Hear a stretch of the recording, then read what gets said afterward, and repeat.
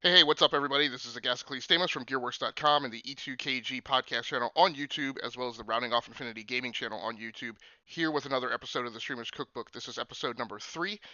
This week, the live stream setup and game capture setup is dead simple and easy. Quite honestly, it was way more complicated to set up everything to actually record this episode of the Streamer's Cookbook. But in case you didn't know, on the Rounding Off Infinity channel on YouTube, my gaming channel, the Streamer's Cookbook is the series where I go over the hardware and software setups that I use to configure for live streams and game captures, playing games on all sorts of different platforms and systems. So this week, I'm going to be playing a little bit of Dishonored 2 on the PlayStation 4. So let's switch over to the other camera and check out the hardware that's set up to support that. I'd ask you for a little leeway and latitude this week. I'm trying to do this live, so that's different. And also the equipment setup that I'm using to record this episode is significantly different. I got double cameras hooked up to the Blackmagic web presenter, field monitors, and cables all over the place. So we're going to try and get this, but it may be a little noisy as I go through the transition. Give me 1 second.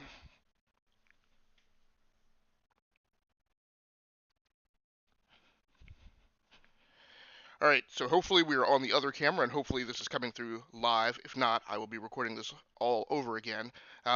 So this week, so first of all, when I was on camera before, I'll just go ahead and give you the voiceover commentary equipment setup. So I'm going to be using the Corsair VOID Pro RGB headset. That is it's a headset that came out last year from Corsair, I think like in the fall of 2017. Um, I'm using it to actually do the voiceover for this video segment as well. Now, because I'm going to be using the headset, but the headset's not really compatible with the PlayStation 4, I'll just be using that headset this week for my voiceover commentary, and I'll just send the audio out over my Edifier bookshelf speakers.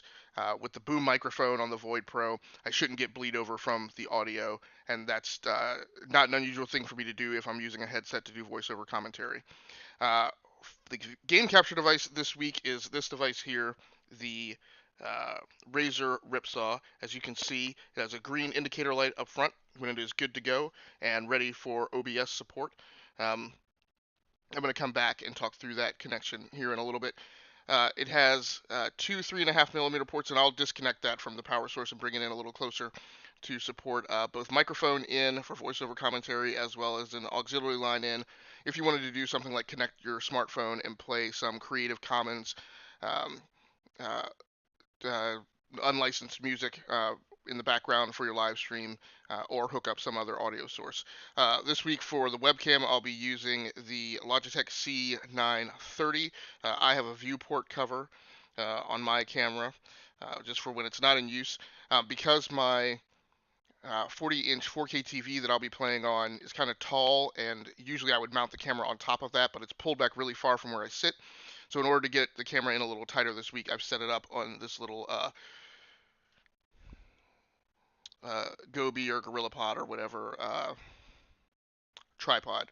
Also, as I mentioned on a live stream show earlier this week, the most important thing, despite all the equipment that I have and all the high resolution cameras and all that, the most important thing in live streams and really in video production in general, at least for me, is lights and cables. So many times I get into a situation where I find out that I've got to wire something up kind of way outside the norm, and I need specialized cables, HDMI to DP cables, uh, crossover cables, my direct injector to eliminate ground loops in the audio channel. So this is a set of this is one of a little set of 4 portrait lamps that I use. Uh, they are much easier than setting up my tall umbrella box lamps. Um, they're smaller, they fit in tighter spaces, they're easier to get to power sources. So I'll be using this to put on myself in the webcam viewport during the live stream. So let me disconnect the Razer Ripsaw and bring that in a little closer so you can see that.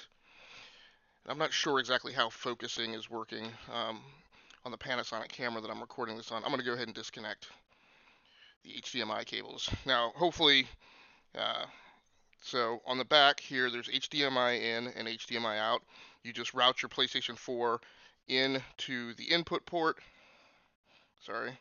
here, and send it out to your streaming PC from the other port. And like I said, I'll bring that in a little closer and better. So HDMI in and HDMI out on the back panel. There's a USB 3.0 source. That's one of the reasons I really like the Razer Ripsaw. It is a USB 3.0 device for higher bitrate throughput.